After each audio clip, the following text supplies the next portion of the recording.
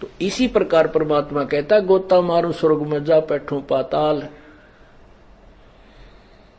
कह कबीर मैं ढूंढता फिरूं अपने हीरे माणिक लाल। ये अपने मोतियों को ढूंढता फिरता, हीरे लालों को ढूंढ रहा है।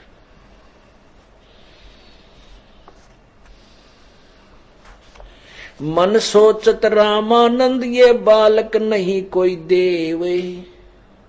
जब इतने कॉन्फिडेंस से बोल रहे हैं, रामानंद विवश हो गया सोचन पे, यो बालक को ना, ये कोई न कोई देव पुरुष है। मन सोचत रामानंद ये बालक नहीं कोई देव, प्रथम नित नेम करूं फिर पूछूं सब भेव। बोल क्या कहते हैं, रामानंद जी ने सोचा भाई ये तो बहुत ऊंची ऊंची बात करे है, और बहुत ही, क्योंकि पिछले संस्कार भी साथ थे, पुण्यात्मा थी रामानंद। बेशक वो ब्राह्मण जाति में होने से अभिमानी बन गया था जाति का, लेकिन अंदर जगह भगत वाली भी थी साथ में। तो उसने सोचा ये बात तो बहुत बढ़िया बढ़िया कह रहा है, और इसके साथ वैसे आवेश में आकर के कोई डिसीजन नहीं लेना चाहिए, क्योंकि उस समय सुबह सुबह ले गया विवेकानंद तो ठठा गया परमात्मा ने। उस समय तक रामानंद जी ने अपना नित्य कर्म भी नहीं किया था। स्वामी रामानंद जी ने सोचा मैं पहले अपना नित्य नियम कर लेता हूं, प्रतिदिन का जो पूजा पाठ सी होती है वह कर लूं, फिर बाद में डिस्कस करूंगा इससे। कहने लगा रे बालक तू अभी ठहर बाहर, मैं अपनी कुछ क्रिया मेरी रहती वो कर लेता हूं, फिर तेरे से लंबी कहानी अच्छी बात करूंगा ठीक से। विवेकानंद इसको बाहर रख, मैं अभी अपनी क्रिया करता हूं। अब रामानंद जी क्या करते थे,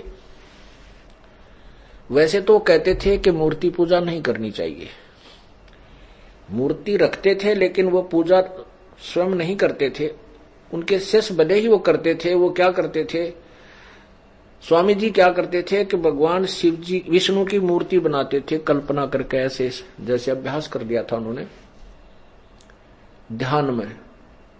और एक कर्मकांड होता है, सालक की पूजा बोलते हैं उसको। क्या करते हैं, सालक विष्णु जी की मूर्ति को जल से पहले सब कपड़े उतार के स्नान कराते हैं, जल से स्नान करा के फिर उनको मोटे तौलिए से पूछ साफ करके पूछ के, और फिर उसके धोती बांधते हैं,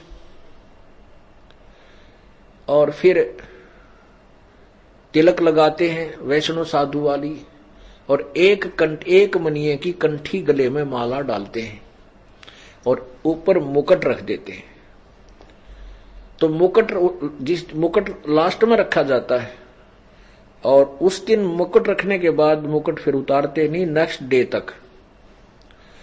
उस दिन क्या किया, रामानंद जी ने अपनी कल्पना की, ऐसे कल्पना करता था कि जैसे श्रद्धा से गंगा जल से, गंगा के दरिया से खुद जाकर के अपने सिर पे मटका जल का लाए, यानी जैसे कल्पना करते हैं।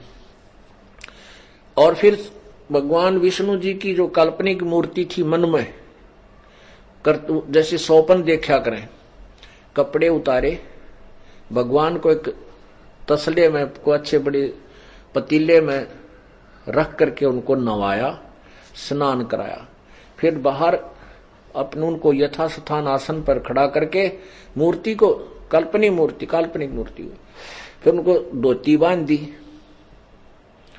और फिर ऊपर कपड़े पर आ दिए, तिलक लगा दिया, मुकुट रख दिया। लेकिन गले में जो एक मणिये की कंठी होती है वो माला ना डाली, वो डालनी भूल गए, माला अलग रखी है, सौपन जैसे होता ऐसे।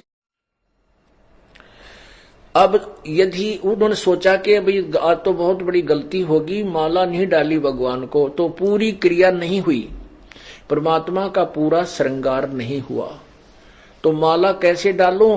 उन्होंने सोचा स्वामी जी ने कि मुकुट के ऊपर का माला डाल दूं, क्योंकि मुकुट नहीं उतार सकते उस दिन, मुकुट उतारे तो पूजा खंडित, और कंठी गले में ना डले तो पूजा खंडित। तो रामानंद जी बहुत चिंतित हुआ, जब उसने ऊपर से माला डालनी चाहिए मुकुट में, तो अब मुकुट में माला फंस गई, नीचे नहीं आई। अब रामानंद जी बहुत दुखी हुए, कहने लगे आज जीवन में पहली बार मुझे धोखा लगा है। हे प्रभु, मुझसे कौन सी गलती बन गई मुझ दास से जो आज मेरी क्रिया भंग होगी। पुण्यात्माओं, परमात्मा के चाहने वाली आत्माओं की ये दशा होती है कि एक दिन भी कोई क्रिया नागा हो जाए तो उसको नींद नहीं आवे। बहुत दुखी हो रहे हैं, अपने आप को कोस रहे हैं, मुझसे क्या भूल बन गई प्रभु, अब क्या करूं, कैसे करूं। परमात्मा बाहर खड़े हैं, कबीर परमेश्वर 5 वर्ष के बालक की आयु के दिखा रहे हैं अपनी लीला की। बाहर से कहा कि स्वामी जी चिंता मत करो, इस माला की गांठ खोल लो, गुंडी खोल कर और फिर गले में बांध दो, मुकुट नहीं उतारना पड़ेगा। अब रामानंद जी न तो कोई मूर्ति थी, क्योंकि बाहर तो कोई दिखाई दे नहीं थी, तो मन में कल्पना कर रहा था, और आगे पर्दा लग रहा और बाहर परमात्मा 5 वर्ष की उम्र में खड़े। ओए होए। अब रामानंद जी किसके कपड़े पहनावा था और किसकी गांठ खोल था, उस कहते एकदम छाती में तीर सा लगा कि यू तो भाई भगवान है, ये आम व्यक्ति नहीं है। ओए होए होए। और पुण्यात्माओं, इनको ब्राह्मण कहते हैं। ब्राह्मण सोए जो ब्रह्म पहचाने, पंडित सोए जो पिंड की जाने। ब्राह्मण उसको कहते हैं जो भगवान ने पहचान ले, वो विद्वान पुरुष है। अब भगवान के लिए तो पापड़ बेल रहे, परमात्मा के लिए तो सारी क्रिया कर रहा स्वामी रामानंद। अब ये होती है भक्तों की और पुण्यात्माओं की पहचान और परीक्षा। एक तरफ तो उसकी जाति और मजहब और सारा समाज उसको धिक्कारेगा कि एक जुलाहे के बालक को सीने से लगाऊंगा, और एक तरफ उसने भगवान दिखाई दिया। तो उस ब्राह्मण ने, वो ब्राह्मण था, उसने ना समाज देखा और ना ही अपनी जात देखी, उन्होंने भगवान देखा। डोडी पर्दा दूर फेंक दिया, वो कपड़ा जो सामने पर्दा ला रखा था फेंक के बाहर, और उस 5 वर्ष के बालक को आकर के स्वामी जी ने सीने से लगा लिया, जिस तरह भगवान को चाहते हैं। उसमें कहते हैं डोडी पर्दा दूर कर लीना कंठ लगाए, गरीबदास गुजरी बहुत जब बदन बदन मिलाए। कहते रामानंद जी को महसूस तो बड़ा हुआ कि दुनिया की एक होगी, तो धानक के बालक ने और ब्राह्मण सीने से लगा रहा है, पर नहीं। ये कहते हैं वक्त पड़े चूका नहीं, और कोठे फूक के ज्ञान अपने नकली ज्ञान न फूक दे ठाके, और समय सामने भगवान है कहते फिर चूके।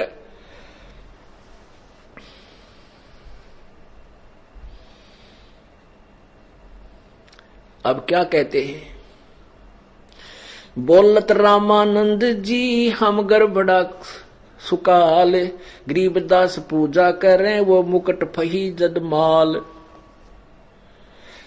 परमात्मा बोले सेवा करो संभाल कर, सुन स्वामी सुर ज्ञान, गरीबदास सिर मुकुट धर माला अटकी जान। स्वामी घुंडी खोल कर फिर माला गल डारे, गरीबदास इस भजन को हूं जान सके करतार। अब रामानंद जी कहता है कि मेरी पूजा ने भगवान समझ सके है, आदमी नहीं जान सकता मैं क्या कर रहा हूं अपने मन मन में। तो क्या कहते हैं, परमात्मा बोले स्वामी घुंडी खोले करे फिर माला गल डारे। तो रामानंद जी कहते हैं कि गरीबदास इस भजन ने तो जान सके करतार। स्वामी जी के मन में यह आए कि भगवान ही जान सकता है मेरी मैं कित फंस रहा हूं, मैं कहां उलझ रहा हूं, कैसे दुखी हो रहा हूं। बाहर और जितने खड़े वो नहीं देख सक रहे, केवल परमात्मा ने ही मुझे पहचाना कि मैं मुकुट की के ऊपर का माला डालने की चेष्टा कर रहा हूं कल्पना से। अब क्या बताते हैं रामानंद जी बोले परमात्मा आपने कैसे पहचान सकता है मनुष्य हमारे जैसी तुच्छ बुद्धि जीव। आप किस तो वर्ण यानी जुलाहे शूद्र वर्ण में तो आपने शरण ले रखी, और किस वेशभूषा में खड़े तो क्या कहते हैं, मन की पूजा तुम लखिए मुकुटमाल परवेश, गरीबदास गति कौन लखे, तेरा कौन वर्ण क्या वेश। रामानंद जी कहते हैं, भगवान तुझे क्यों कर पहचाने हम, तुच्छ बुद्धि जीव। आप किस तरह जात में खड़े, वर्ण में हो यानी शूद्र वर्ण में, और किस वेशभूषा में, एक साधारण से बालक के रूप में, तो आपने कैसे समझ सकता है ये जीव। और परमात्मा ने तो वहां अपनी सारी कहानी क्रिया करनी थी ना उसको, तो फिर उनकी बुद्धि थोड़ी सी चेंज कर दी, उसके मन में आ गया कि ये भाई कोई विद्वान पुरुष जरूर है, सिद्धि युक्त है, ऐसे मन की फिर थोड़ी सी वृत्ति चेंज होगी रामानंद की। ये तो दीक्षा तुम दई मान ली मन मोरी, गरीबदास कोमल पुरुष और हमरा बदन कठोरी। रामानंद जी कहते हैं, परमात्मा आपका शरीर तो रुई कैसा है, बहुत ही नर्म है, और हमारा शरीर तो आपकी तुलना में कति वज्र कैसा कठोर है। क्योंकि परमात्मा का शरीर असनाविरम अकायम, शुक्रम अकायम असनाविरम स्वयंभू परिभू। उस परमात्मा का शरीर नाड़ी रहित, माता पिता के योग से बने हुए शुक्र से रहित, उस काया से रहित पंच भौतिक शरीर नहीं था। वो जैसे यजुर्वेद अध्याय नंबर 40 के मंत्र 8 में लिखा है प्रभु की महिमा, कबीर परमात्मा की, कबीर मनीषी, शुक्रम अकायम। अब परमात्मा की महिमा को वही समझ सकता जिस पर उसकी रजा हो। यही वेद थे, यही गीता जी थी। श्रद्धालुओं के, पढ़ने वालों की भी